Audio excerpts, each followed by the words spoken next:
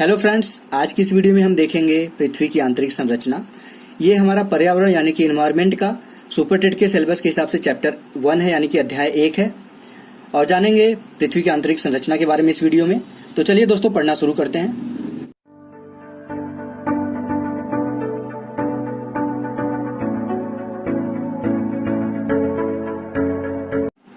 Hello friends, मेरा नाम है रोशन और आप सभी का आपके अपने यूट्यूब चैनल रोशन की क्लास में एक बार फिर से बहुत बहुत स्वागत है। आज की वीडियो में हम देखेंगे इन्वायरमेंट का चैप्टर 1 और जैसा कि आपको पता है कि स्टार्टिंग में मैंने स्टार्ट किया था 3 सब्जेक्ट मैथ, रीजनिंग और इन्फॉर्मेशन टेक्नोलॉजी, जिसमें से इन्फॉर्मेशन टेक्नोलॉजी खत्म हो गया है। उसमें 6 चैप्टर थे सुपर टेट के सिलेबस के हिसाब से और 6 के 6 चैप्टर मैं आपको पढ़ा चुका हूँ। अगर आपने अभी तक वो 6 चैप्टर नहीं पढ़े हैं, उसमें से कोई भी चैप्टर छूट गया है तो रोशन की क्लास यूट्यूब चैनल पे जाइएगा और प्लेलिस्ट में जाके information technology for super TET इस तरीके से प्लेलिस्ट मैंने बना रखा है इस नाम से, उसमें जाके आप सर्च करके देख सकते हैं सारी चीजें। सारे अध्याय 6 के 6 अध्याय हैं, उसके ऊपर क्वेश्चंस भी हैं वहाँ पे, तो सभी चीजों को पढ़ लीजिए। और अब वो समाप्त होने के बाद उसके स्थान पे मैं यहाँ पे पर्यावरण पढ़ाऊंगा आपको। मैथ और रीजनिंग के साथ पर्यावरण भी आपका 2 दिन आएगा सप्ताह में।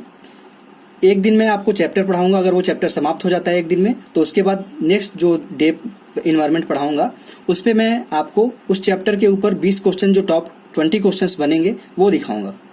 तो आशा करता हूँ आपको वीडियो पसंद आएगी दोस्तों। अगर आप लोगों को कोई भी कमी लगती है वीडियो में तो मुझे कमेंट बॉक्स में बताया करिए, मैं उसको कमी को दूर करने की कोशिश करूंगा।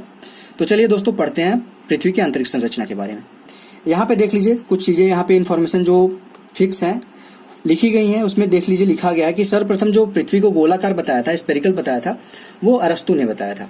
उसके बाद कोपरनिकस जी थे, उन्होंने 1543 ईस्वी में बताया कि पृथ्वी नहीं अपितु सूर्य ब्रह्मांड के केंद्र में है। पहले उसके माना जाता था कि जो पृथ्वी है वो केंद्र माना जाता था सभी पिंडों का, लेकिन उसके बाद 1543 ईस्वी में कोपरनिकस ने बताया कि पृथ्वी नहीं है केंद्र में, हमारा सूर्य है और जो सारे ग्रह हैं वो सूर्य के चारों तरफ चक्कर लगाते हैं।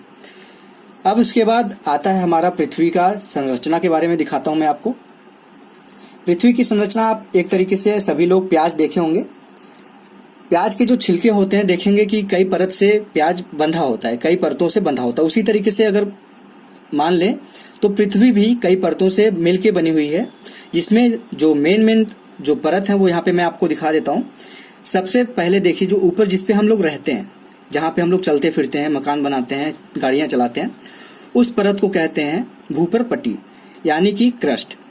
ठीक, इसको हम भूपटल के नाम से भी जानते हैं। यहाँ पे मैं बता दूं आपको, भूपटल,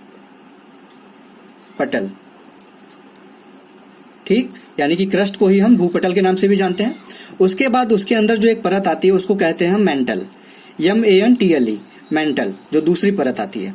और सबसे जो अंदर परत है हमारी, जो सबसे भूपर पट्टी और क्रस्ट और मेंटल के अंदर पाई जाती है, सबसे केंद्र में पाई जाती है जो हमारी परत, उसको कहते हैं हम कोर। कोर को हिंदी में कहते हैं क्रोड। ठीक, ये 3 मुख्य परतें हैं।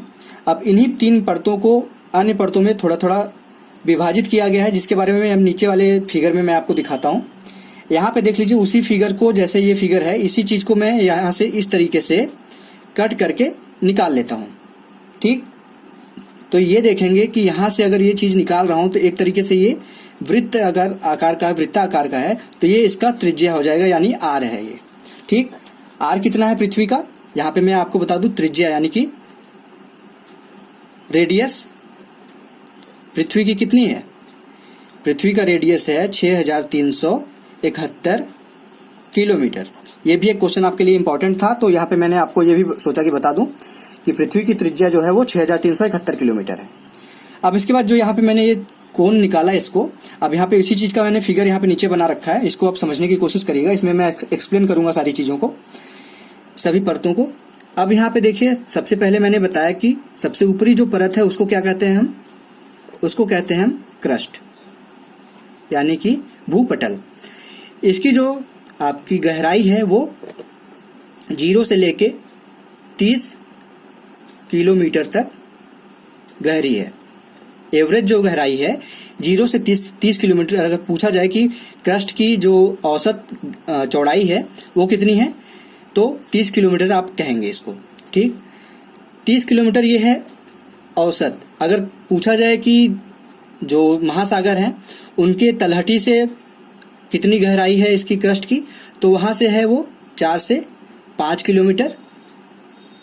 किसी भी महासागर की तलहटी से अगर सबसे नीचे वाले हिस्से से जाके अगर पूछा जाए तो 4 से 5 किलोमीटर है। और कहीं पूछा जाए कि जो पर्वत है, पर्वत या जो बड़े बड़े पृथ्वी के ऊपर पर्वत है, उससे जो क्रस्ट की जो गहराई है वो कितनी है, तो वो लगभग 70 किलोमीटर के लगभग उसकी गहराई है। ठीक, तो इससे आपका क्वेश्चन नहीं बनता, लेकिन इस चीज से बनता है कि औसत जो क्रस्ट की गहराई है वो कितना है, तो 30 किलोमीटर ये है।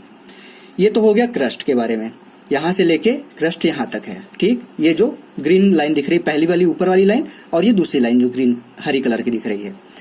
अब क्रस्ट के नीचे यहां से लेके यहां पे देखिए मैंने दिखा रखा है, ये हो गया क्रस्ट पूरा 30 किलोमीटर का। अब क्रस्ट के बाद यहां से जो 30 किलोमीटर के बाद शुरू होता है और 2900 किलोमीटर तक जाता है। 30 किलोमीटर के बाद से शुरू होता है, कहीं कहीं ये 70 किलोमीटर, तो इसको ऑन एन एवरेज 100 किलोमीटर मान लेते हैं कि 100 किलोमीटर से लेके 2900 किलोमीटर का जो एरिया है, गहराई है, उसको हम मानते हैं क्या, मेंटल। ठीक, इसको हम मानते हैं मेंटल। इसकी गहराई कितनी है, इसकी गहराई है 2900 किलोमीटर तक, नीचे तक।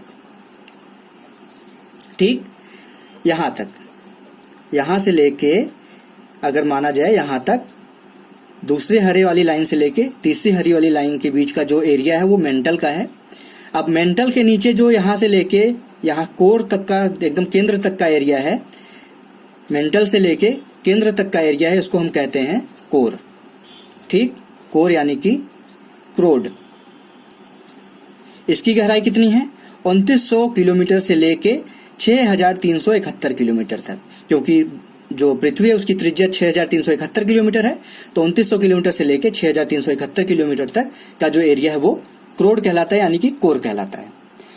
ये तो हो गया मेन जो परतें थी हमारी, क्रस्ट, मेंटल और क्रोड। उसके बाद क्रस्ट को भी 2 भागों में विभाजित किया जाता है, मेंटल को भी 2 भागों में विभाजित किया जाता है, और कोर को भी 2 भागों में विभाजित किया जाता है, जिसको मैंने यहाँ पे लाल लाइन से दिखाया है, रेड लाइन से दिखाया है। देखेंगे तो कोर को भी मैंने देख लीजिए विभाजित किया है बीच से, मेंटल को भी लगभग बीच से विभाजित किया है, और कोर को भी बीच से विभाजित किया है लाल लाइन से।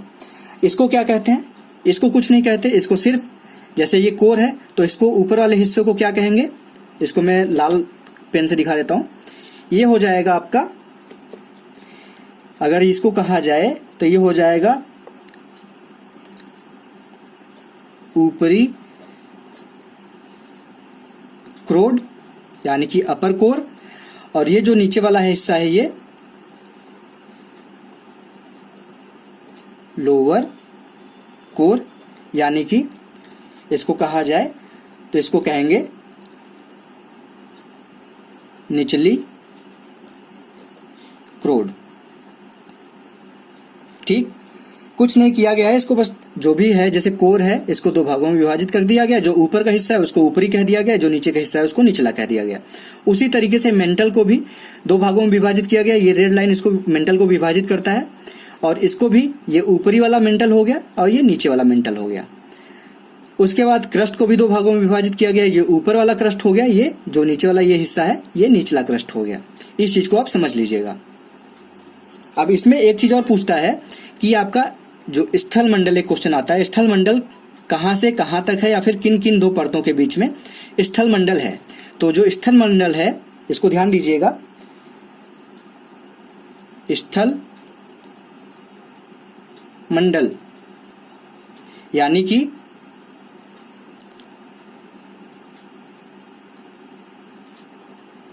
लिथोस्फीयर,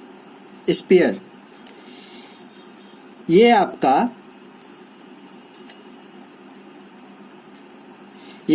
क्रस्ट है, यानी कि भूपटल का पूरा एरिया प्लस आपका अपर मेंटल, यानी कि जो स्थल मंडल, अगर आपसे पूछे कि स्थल मंडल किन 2 परतों को मिला के बना है, तो जो हमारा क्रस्ट है, ऊपर का एरिया है जो पूरा 30 किलोमीटर का, और जो अपर मेंटल है, यानी कि यहां से लेके अगर देखा जाए, इस फिगर में दिखा दूं तो ये पूरा एरिया अपर मेंटल है, ये वाला हिस्सा, तो ये पूरा का पूरा एरिया आपका हो जाएगा स्थल मंडल। ठीक, LITHO, लिथोस्फीयर। इससे भी क्वेश्चन बनता है, इसलिए मैंने सोचा कि इसको भी आपको बता देना चाहिए। लिथोस्फीयर है वो क्रस्ट को मिला के और अपर जो मेंटल है उसको मिला के कहते हैं हम लिथोस्फीयर, यानी कि स्थल मंडल। ये तो हो गया आपका स्थल मंडल के ऊपर, ये सारी चीजें हो गई। अब इसके बाद एक नेक्स्ट फिगर बना देता हूं, क्योंकि इसमें काफी चीजें, अगर इसी में सारी चीजें बताने लगूंगा तो थोड़ा सा काफी कॉम्प्लेक्स हो जाएगा, इसके बाद समझ में नहीं आएगा। तो ये चीजें आपको आशा करता हूँ समझ में आ गई होंगी कि क्रस्ट किसे कहते हैं, यानी कि जो भूपटल होता है वो कौन सा एरिया होता है, कितनी किलोमीटर का एरिया होता है। 30 किलोमीटर इसका एवरेज एरिया होता है, गहराई जो होती है पृथ्वी के अंदर। अब 30 किलोमीटर के बाद 2900 किलोमीटर तक का जो एरिया होता है, गहराई जो होती है वो मेंटल की होती है। और 2900 किलोमीटर के बाद 6371 किलोमीटर तक का जो एरिया होता है वो क्रोड का होता है, यानी कि कोर का एरिया होता है। ठीक, आशा करता हूं आपको समझ में आ गया होगा इतनी चीजें। अब दोस्तों चलते हैं दूसरे फिगर के ऊपर। अब दोस्तों देखिए, आप लोगों के लिए मैंने फिगर बना लिया है फिर से, जिससे आपको समझाने में आसानी हो। अब यहाँ पे सबसे ऊपर वाला जो हिस्सा होता है हमारा, जो ऊपरी परत होती है उसको कहते हैं हम क्रस्ट, दूसरी वाली परत को कहते हैं मेंटल। अब जो दोनों परतों को विभाजित करती है रेखा, कहीं न कहीं एक दूसरे से विभाजित होते होंगे क्रस्ट और मेंटल, तो जो भी रेखा विभाजित करती है इन दोनों परतों को उसको कहते हैं हम मोह असंबद्धता, यानी कि इसको इंग्लिश में अगर कहा जाए तो इसको हम कहेंगे मोह डिसकंटिन्यूटी। उसके बाद जो हमारा मेंटल है और जो कोर का एरिया है, सबसे अंदर वाला एरिया है, उसको जो रेखा विभाजित करती है उसको कहते हैं गुटेनबर्ग असंबद्धता। ठीक, इस चीज को याद रखिएगा। कभी कभी इससे भी क्वेश्चन आ जाता है कि रेखाओं के बारे में पूछ लेता है कि जो दो परतों को विभाजित करती है वो उनके ऊपर भी उनके नाम क्या क्या होते हैं, इसके बारे में भी प्रश्न पूछ लेता है। तो इसको याद रखिएगा कि जो हमारा क्रस्ट और मेंटल को विभाजित करता है वो होता है मोह असंबद्धता, मेंटल और कोर को जो विभाजित करता है उसे कहते हैं गुटेनबर्ग असंबद्धता। अब इसके बाद मैंने आपको अभी 3 लेयर के बारे में और बताया था। यहाँ पे देखेंगे, ये ऊपरी आपका कोर हो जाएगा, ये अंदर वाला कोर हो जाएगा, निचला कोर। अब इन दोनों को जो विभाजित करता है, ये कहीं न कहीं ये भी विभाजित होते होंगे। कैसे पता चलेगा कि कौन सा ऊपर वाला हिस्सा है कोर का और कौन सा नीचे वाला हिस्सा है? तो जो रेखा इनको विभाजित करती है उसको क्या कहते हैं? इसको कहते हैं हम, इस रेखा को का अगर नाम बताया जाए तो इसको कहते हैं हम लहमन असंबद्धता। ठीक, ये आपको कोर को 2 हिस्सों में विभाजित करती है, लहमन असंबद्धता। उसी तरीके से आपका मेंटल भी 2 हिस्सों में विभाजित होता है और क्रस्ट भी 2 हिस्सों में विभाजित होता है। तो जो मेंटल को 2 हिस्सों में विभाजित करता है उसको क्या कहते हैं?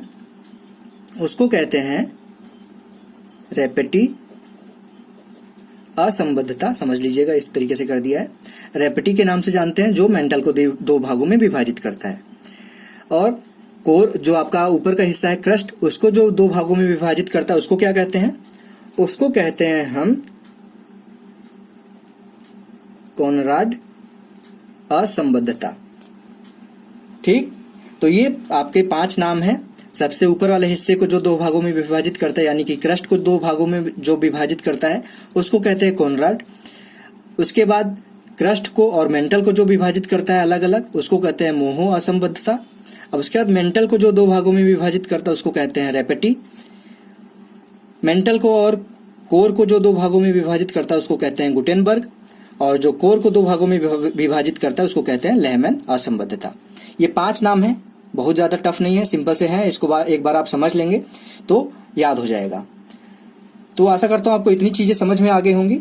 अब इसके बाद अगर यहाँ पे पूछा जाए कि कौन सी, जो जैसे क्रस्ट है पूरा, मेंटल है या फिर कोर है, इसमें कौन कौन से पदार्थ पाए जाते हैं, तो यहाँ पे मैं दूसरे फिगर में आपको बता देता हूं कि जो ये वाला एरिया है, ये वाला जो हमारा जिसको हम कह रहे हैं कि क्रस्ट है, क्रस्ट में हमारा सिलिका मिलता है सबसे ज्यादा, सिलिका।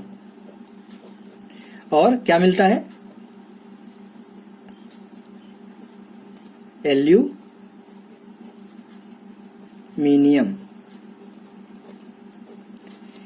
Si+Al।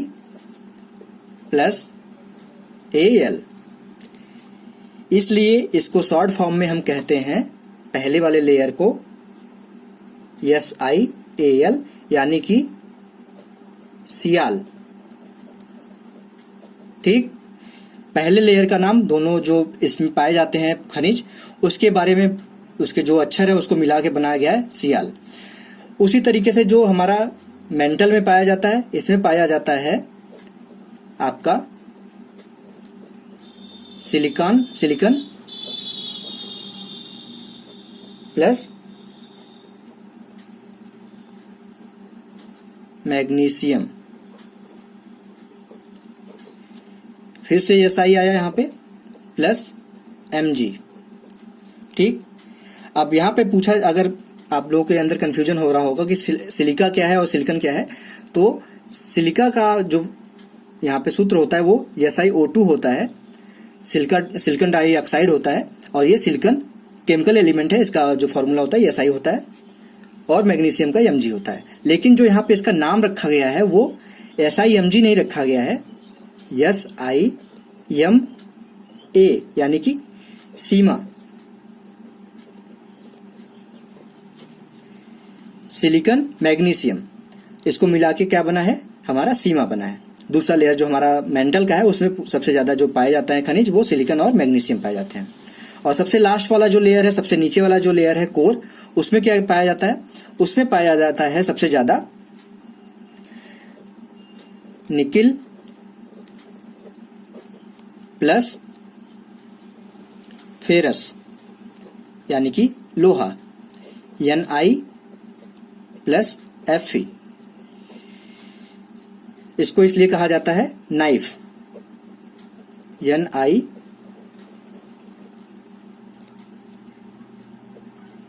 Fe। इसको हिंदी अगर पढ़ा जाए तो नीफे के नाम से जाना जाता है इसको। तीनों लेयर का नाम आपको पता चल गया। कभी कभी लेयर का नाम भी पूछ लेता है कि पहले जो क्रस्ट का जो हमारा जो ऊपरी हिस्सा है, क्रस्ट है, उसको किस नाम से जाना जाता है, या फिर कौन से खनिज सबसे ज्यादा पाए जाते हैं इसमें। दूसरे लेयर को किस नाम से जाना जाता है, तीसरे लेयर को किस नाम से जाना जाता है, यानी कि कोर को किस नाम से जाना जाता है। तो कोर को नीफे के नाम से जानते हैं क्योंकि इसमें हमारा निकिल और फेरस पाया जाता है। फेरस को हम यहाँ पे कह दें तो अगर लोहा भी कह दें इसको तो भी सही होगा।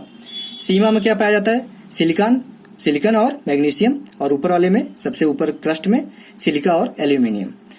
ये तीन चीजें तीन जगह पे, तीन लेयर इस तरीके से डिवाइड होती हैं।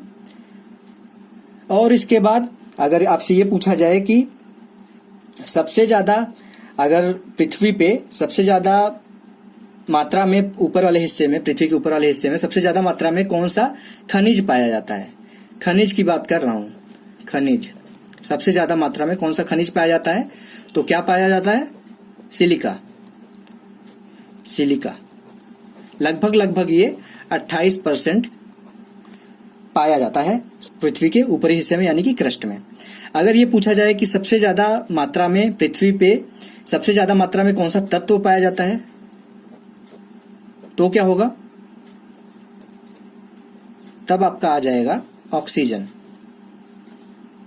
अब यहाँ पे कंफ्यूज मत होइएगा, यहाँ पे तत्व के बारे में बात हो रहा है, यहाँ पे खनिज के बारे में बात हो रहा है। ये लगभग 46.8% के आसपास पाया जाता है ऑक्सीजन। अगर पूरा पूछा जाए कि यहाँ पे तत्व की सबसे ज्यादा कौन सा पाया जाता है, तो ऑक्सीजन। अब सबसे ज्यादा खनिज कौन सा मात्रा में, सबसे ज्यादा मात्रा में कौन से खनिज पाया जाता है पृथ्वी के ऊपरी हिस्से पे, तो सिलिका सबसे ज्यादा पाया जाता है 28% के आसपास। ठीक, तो ये क्वेश्चन 2 बनते हैं यहाँ पे, इसको भी याद कर लीजिएगा। अब उसके बाद इसमें एक चीज और बनती है कि यहाँ पे मैं ऊपर वाले फिगर को दिखाता हूँ फिर से आपको, उसमें समझाता हूँ। यहाँ पे इस फिगर में देखिएगा कि इसमें कभी कभी पूछ लेता है कि पृथ्वी का कौन सा हिस्सा तरल है और कौन सा हिस्सा ठोस है। ये कैसे पता चलेगा, पृथ्वी को 6371 किलोमीटर कोई खोद के तो देखेगा नहीं, इतना खोदना असंभव है। तो कैसे पता चला कि पृथ्वी का कौन सा हिस्सा तरल पदार्थ है या फिर कौन सा हिस्सा ठोस पदार्थ है। तो यहाँ पे एक हमारा होता है भूकंपी तरंगों के आधार पर, हमने कई अध्ययन किए गए जिसमें से सबसे ज्यादा जो मान्य है वो भूकंपी तरंगों के आधार पर हमने जो अध्ययन किया वो मान्य है। अब भूकंपी तरंगों में कितने प्रकार की तरंगें होती हैं, सबसे पहले तो ये जान लें। तो इसमें होती हैं एक पी यानी कि प्राइमरी, यानी कि प्राथमिक तरंगे, प्राइमरी, पी से प्राइमरी हो गया। यस से है द्वितीयक तरंगे, और एक होता है यल जिसको हम कहते हैं धरातली तरंगे।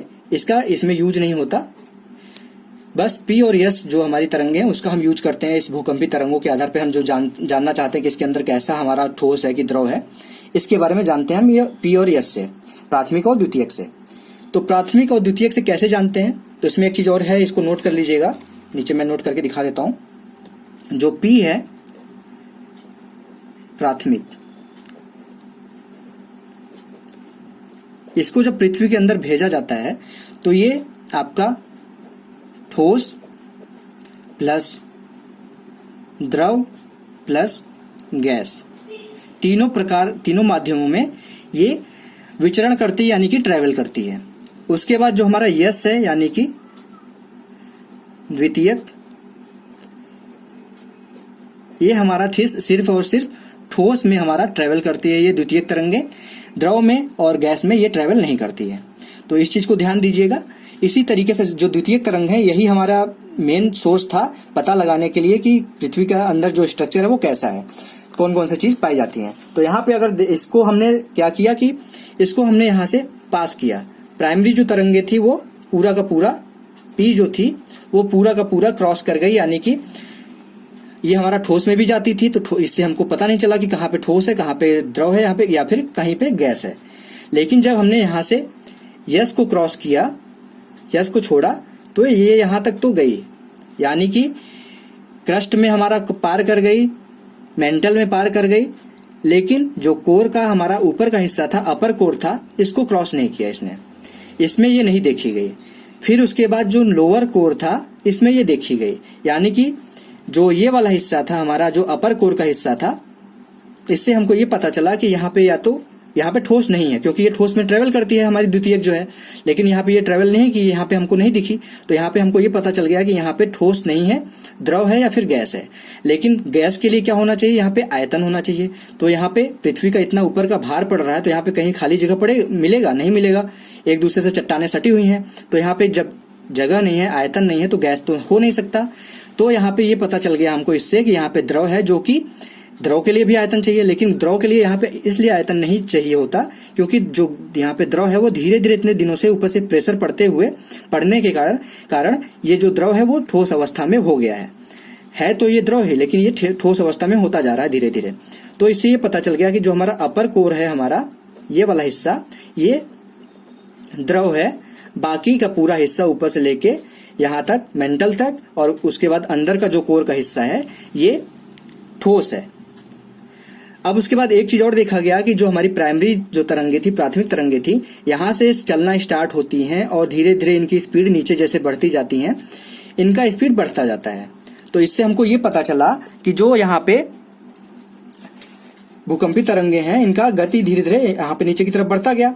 और जब तरंगों की गति तब बढ़ती है जब घनत्व बढ़ रहा है। घनत्व का मतलब कि पृथ्वी के अंदर आप बढ़ते जाएंगे, जैसे ही वो घनत्व पृथ्वी का बढ़ता जाएगा। ये कैसे होगा, क्योंकि जो हमारा ऊपर हमने सिलिकॉन पाया था और सिलिका पाया था, एल्युमिनियम पाया था, वो निकिल और फेरस की अपेक्षा कम घनत्व वाले पदार्थ हैं। आप सभी को पता होगा कि अगर यहाँ पे अगर आपसे पूछ लिया जाए कि सिलिका का घनत्व कितना है, तो सिलिका का घनत्व होता है, SI का घनत्व होता है 2.65 ग्राम प्रति सेंटीमीटर क्यूब।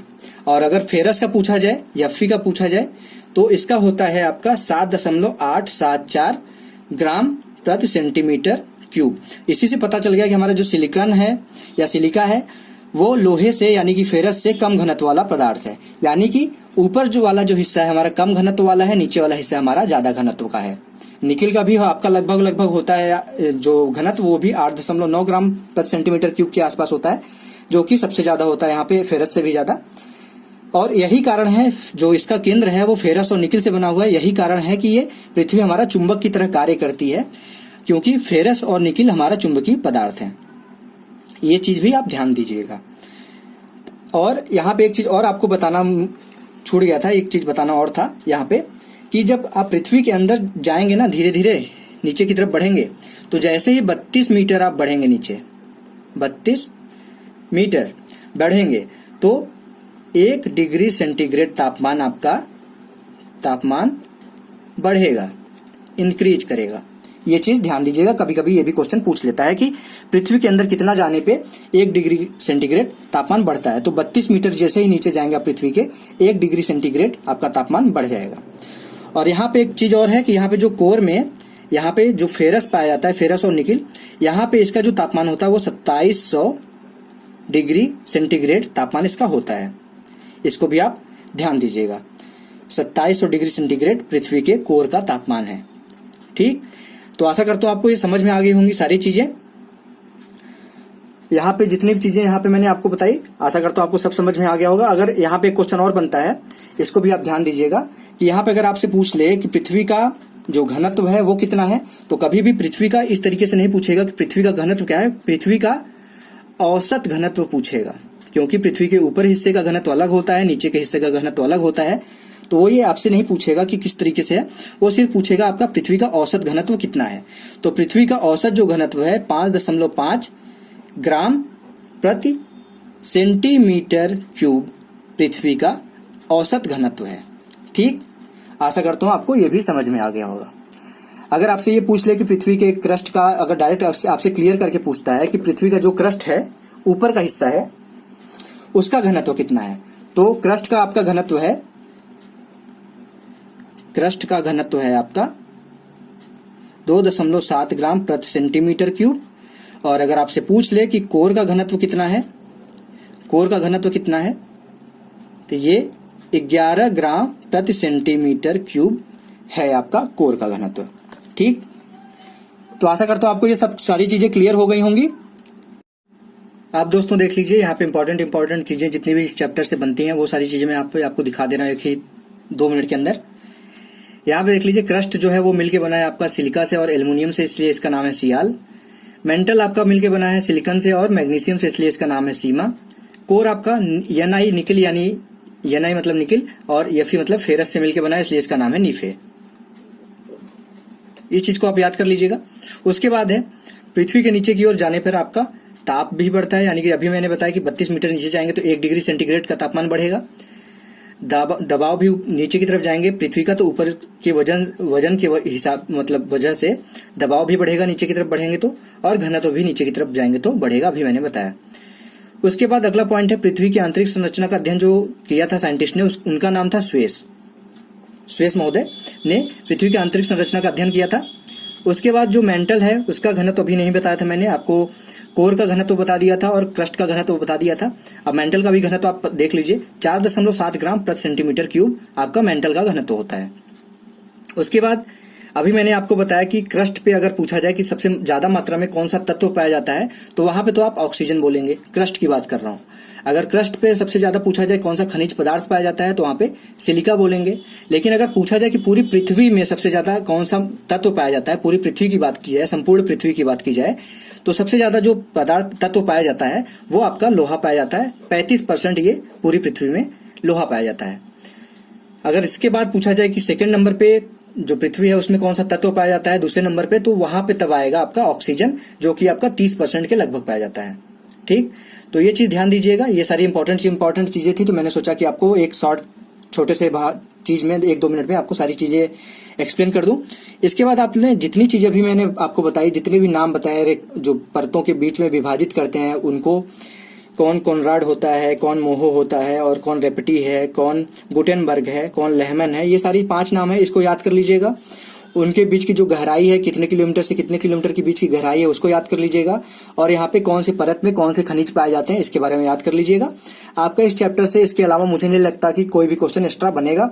और इतनी चीजें अगर आपने याद कर ली हैं, तो अब नेक्स्ट वीडियो आप लोगों के लिए होगा क्वेश्चन, जो टॉप 20 क्वेश्चन बनते हैं वो दिखाऊंगा आपको, और आपको उसके क्वेश्चन बताने होंगे। बिना देखे वीडियो को नीचे कमेंट करिएगा, क्वेश्चन देख के मुझे नीचे कमेंट करिएगा कि कौन से क्वेश्चन का आंसर क्या है, जिससे आपका कॉन्सेप्ट क्लियर हो जाए और आपका कॉन्फिडेंस बढ़े कि एक चैप्टर आपका तैयार हो गया। एक दिन के वीडियो देखने के बाद, आधे घंटे की अगर आप वीडियो देखते हैं तो आपका एक चैप्टर कंप्लीट चैप्टर तैयार हो गया। तो आशा करता हूँ आपको आज की वीडियो पसंद आई होगी दोस्तों, और अगर पसंद आई तो मुझे नीचे लाइक बटन होगा, उस पर क्लिक करके बताइए कि आपको पसंद आई है, और कमेंट बॉक्स में भी बताइए अगर आपको अच्छी लगी वीडियो या फिर कोई कमी है तो जरूर बताइए कि ये कमी है आपकी वीडियो में, जिसको आप दूर कर सकते हैं, तो उसको मैं दूर करने की कोशिश करूंगा। तो अगर आप लोगों को वीडियो पसंद आई तो लाइक कर दीजिएगा, इस वीडियो को अपने दोस्तों के साथ शेयर कर दीजिएगा। और अगर अभी तक रोशन की क्लास यूट्यूब चैनल पे नए हैं, नीचे लाल कलर का सब्सक्राइब बटन आ रहा होगा, उस पर क्लिक करके सब्सक्राइब कर लीजिए। मैं ये गारंटी देता हूँ कि इस चैनल को सब्सक्राइब करने के बाद आपका लाभ जरूर होगा। तो दोस्तों मिलते हैं नेक्स्ट वीडियो में, तब तक के लिए आप लोगों का बहुत बहुत धन्यवाद। जय हिंद, वंदे मातरम।